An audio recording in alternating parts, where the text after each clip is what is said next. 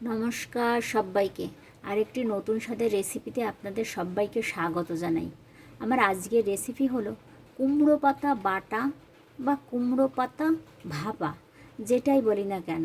আমার ছাদ বাগানে একটা কুমড়ো গাছ হয়েছিল, সেখান থেকে আমি কিছুটা পাতা তুলে নিয়ে এসেছি। এবার পাতার উপরে যে শিরা থাকে এপিঠ ওপিঠে, সেই শিরার আঁশগুলো আমি একটু একটু করে তুলে নেব। সমস্ত আঁশগুলো আমার তুলে নেওয়া হয়ে যাওয়ার পর আমি পাতাটা খুব ভালো করে ধুয়ে নেব। ধুয়ে নিয়ে পাতা জল ঝরাতে রেখে দেবো। পাতায় যাতে জল না থাকে সেদিকটা একটু খেয়াল রাখব। এভাবে সমস্ত আঁশগুলো তুলে নেওয়া আমার হয়ে যাওয়ার পর আমি এবার পাতাগুলো ভাপে ভাপে সেদ্ধ করে নেব।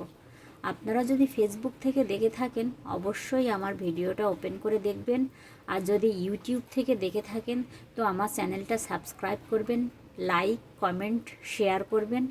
পাশে যে বেল আইকন থাকে অবশ্যই প্রেস করবেন। বেল আইকন প্রেস করার ফলে যে নোটিফিকেশানগুলো, নতুন নতুন ভিডিও নোটিফিকেশানগুলো আপনারা পেয়ে যাবেন।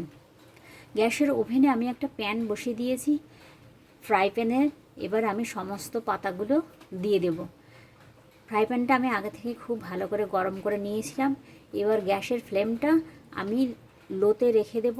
লো ফ্লেমে রেখে আমি পাতাগুলো সেদ্ধ করে নেব।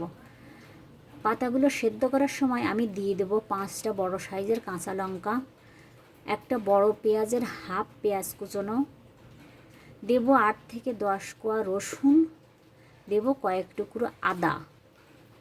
আমি এসব কিছু দিয়ে কিছুক্ষণের জন্য ঢেকে রেখে দেব। এবার ঢাকনা খোলা পর দেখব পাতাগুলো কতটা সেদ্ধ হয়েছে। পাতাগুলো খুব ভালো সেদ্ধ হয়ে গেলে আমি পাতাগুলো ঠান্ডা হওয়ার জন্য কিছুক্ষণের জন্য রেখে দেব। পাতাগুলো ঠান্ডা হয়ে যাওয়ার পর আমি সেগুলো মিক্সিতে খুব ভালো করে বেটে নেব।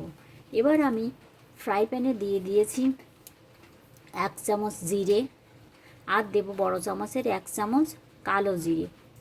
জিরে এবং কালো জিরে খুব ভালো করে ভেজে নেওয়ার পর সেখানে আমি যে কুমড়ো পাতাটা আমি বেটে রেখেছিলাম সেটা অ্যাড করব। আমি একটু একটু করে কুমড়ো পাতা বাটাটা তেলে দিয়ে দেব, পুরোটা একসঙ্গে দেব না। এভাবে একটু একটু করে সমস্ত কুমড়ো পাতা বাটাটা আমি যে কালো জিরে আর জিরে ভেজে নিয়েছিলাম সেই ভাজা তেলের উপরে দিয়ে নেড়ে চেড়ে মিক্সড করে নেব। তারপরে দিয়ে দেব বড় চামচের 1 চামচ হলুদ আর 1 চামচ লবণ।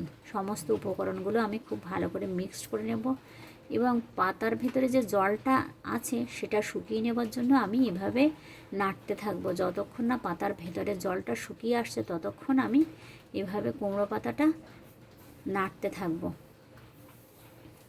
আপনারা অবশ্যই বাড়িতে কুমড়ো পাতা বাটা তৈরি করে খেয়ে দেখবেন কেমন হলো। আর দেব 2টো শুকনো লঙ্কা। শুকনো লঙ্কা দিয়ে খেতে খুবই ভালো লাগে এবং কেমন হলো অবশ্যই আমাকে জানাবেন কমেন্ট বক্সে। আপনাদের সবাইকে অনেক অনেক ধন্যবাদ। সবাই ভালো থাকবেন, সুস্থ থাকবেন, আর কেমন হলো খেতে সেটা অবশ্যই জানাবেন।